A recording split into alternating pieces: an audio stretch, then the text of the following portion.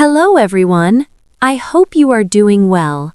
My name is Sara and I am from Bangladesh.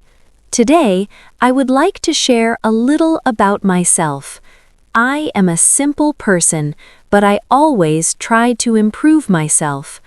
I believe that learning new skills is very important in life.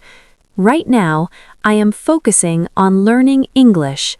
At first, learning English was not easy for me. I felt nervous when I tried to speak. I made many mistakes, and sometimes I felt shy. But I realized that mistakes are a natural part of learning. In my free time, I practice speaking English every day.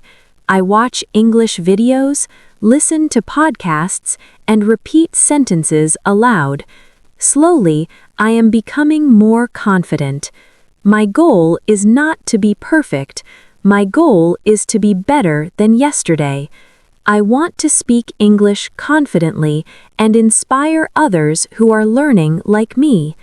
I truly believe that if we practice a little every day, we can improve.